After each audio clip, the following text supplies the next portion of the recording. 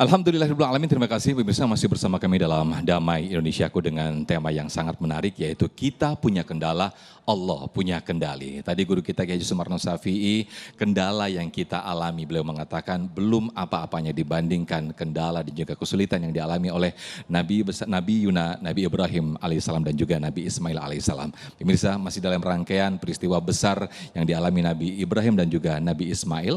Di segmen kedua ini Ustadz Yusya Akam akan berbicara bagaimana ikhtiar dan sabar dalam kesukaran. Ustadz Yusya, kami persilakan.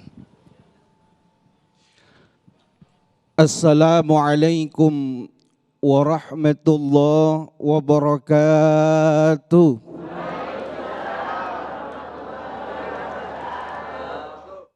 Alhamdulillah haqqa hamdi. Wassalatu wassalamu ala sayyidina Muhammadinil khiyarati min khalqih wa ala sahabati sadatil mukhtarina li suhbati amma ba'du.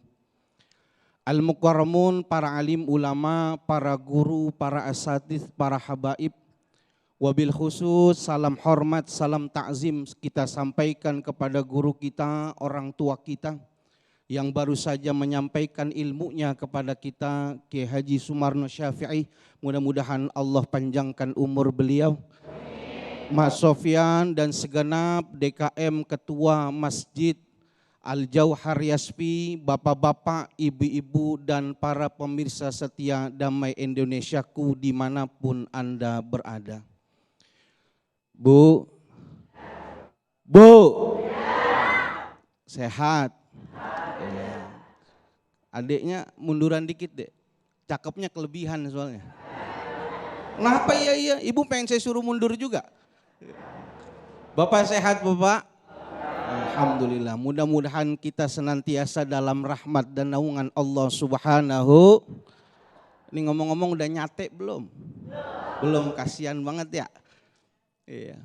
Bapak Ibu yang dimuliakan Allah, siapapun orangnya yang namanya manusia pengen berhasil di dalam segala bidang yang dia tekunin.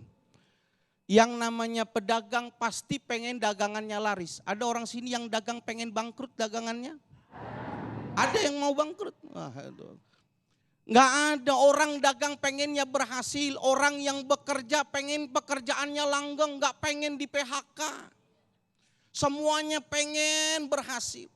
Tetapi di balik keinginan baik dan luhur tersebut banyak ibu, bapak, saudara-saudara kita yang merasakan kekecewaan karena apa yang diharapkan tidak lagi berhasil. Mereka banyak di antara mereka yang memilih jalan hidup yang sudah tidak lagi agamis. Kenapa? Karena kecewa, nggak sanggup menghadap penderitaan hidup. Mohon maaf, beribu maaf kalau kita lihat di infotainment.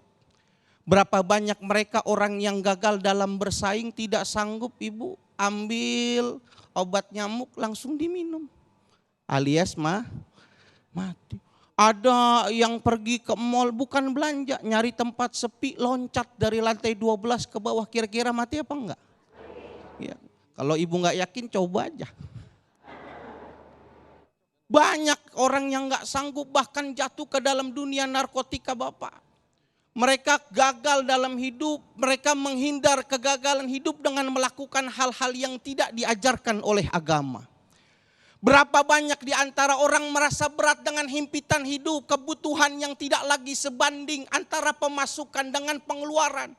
Berapa banyak di antara mereka yang menghalalkan berbagai macam cara, berapa yang korupsi, berapa yang memanipulasi data, dan berapa banyak yang memanfaatkan pangkat dan jabatan demi hasrat semata. Ini musibah yang menimpa diri seseorang yang lepas sifat sabar dan syukur di dalam hati dan dada mereka. Dan inilah contoh gambaran orang-orang yang senantiasa memaksakan kehendaknya. Dia pengen Allah selalu mengijabah doanya. Dia pengen Allah selalu mengabulkan hajat dan keinginannya. Dia lupa hakikatnya kita hanya seorang hamba, diperintahkan oleh Allah hanya untuk berikhtiar. Adapun hasil semuanya ada dalam genggaman Allah. Dalam genggaman Allah. Kita cuma usaha ibu. Al-Quran mengatakan fa'idha qudiyatis shalah fantashiru fil ard wabtagu min fadlillah.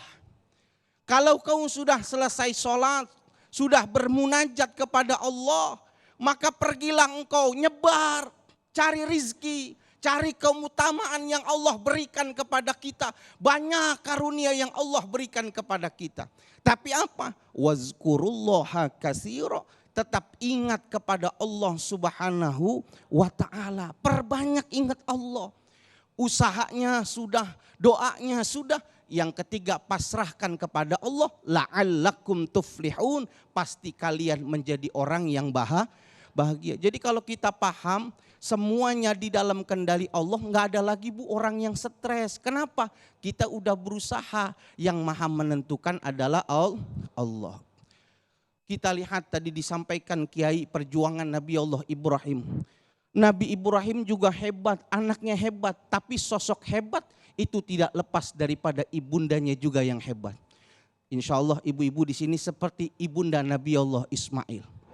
Bayangin ibu dengan anak kecil, dengan ayahnya ditinggal di tengah-tengah padang.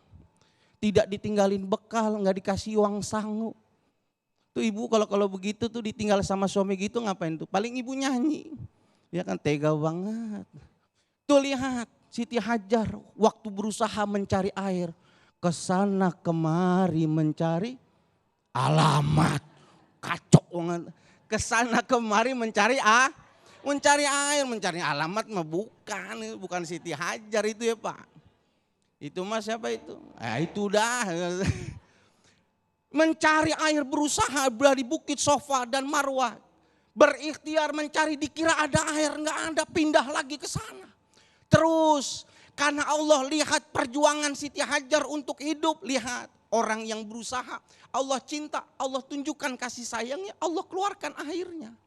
Dan sekarang menjadi syariat, salah satu praktik ibadah haji adalah untuk melakukan sa'i dari Sofa dan ke Marwah untuk menapak tilas perjuangan ikhtiar Nabi Allah dari Siti Hajar dan Nabi Allah Ismail. Oleh karena itu Pak, Bapak, Ibu, kita hanya disuruh oleh Allah berikhtiar. Dalam satu ungkapan ulama mengatakan lau alimal insan ma fi wara'il aqdar labakau. Lau alimal insan, seandainya manusia itu mengetahui tentang rahasia-rahasia di balik setiap ketetapan yang Allah berikan kepada kita, labakau, pastilah kita banyak menangis. Kenapa kita menangis? Karena kita sudah banyak suuzon kepada Allah. Kenapa Allah PHK saya? Kenapa Allah bikin saya tidak bekerja? Padahal hakikatnya Allah pengen mengangkat derajatnya. Mungkin waktu Bapak Ibu bekerja jarang melihat mushaf Al-Quran. Jarang membaca Al-Quran. Allah pengen Bapak Ibu istirahat sejenak di rumah. Memanfaatkan dengan waktu yang Allah berikan untuk mendekatkan diri kepada Allah. Termasuk dengan membaca Al-Quran. Ada hikmah dari setiap ketetapan yang Allah berikan kepada kita. Bapak Ibu yang dimuliakan Allah Subhanahu wa ta'ala. Ada satu pemahaman yang harus kita luruskan, yaitu pemahaman berkaitan tentang rizki. Kalau kita berbicara tentang rizki, pasti konotasi yang namanya rizki ini nih Bu. Halo. Kalau kita bicara rizki konotasinya suka ini apa ini? Ini apa ini? Ini jempol. Konotasi kita duit, padahal yang namanya rizki itu banyak. Bukan cuma uang, kesehatan badan. Allah berikan keluasan waktu ibu bisa hadir dan bisa mengaji. Itu adalah rizki dari Allah Subhanahu wa ta'ala. Oleh karena itu Allah cuma melihat sejauh mana kita berikhtiar, kita berusaha dan berdoa. Dan kembalikan semua urusannya hanya kepada Allah Subhanahu wa ta'ala. Insya Allah kita tidak akan merasakan kekecewaan. Amin, amin ya rabbal alamin. Terima kasih Ustadz Yusya Hakam yang telah berkisah bagaimana Sayyidatuna Bunda Siti Hajar telah dalam ikhtiar dan juga sabarnya. Yang akhirnya Allah memberikan jalan temu yang sangat luar biasa sekali.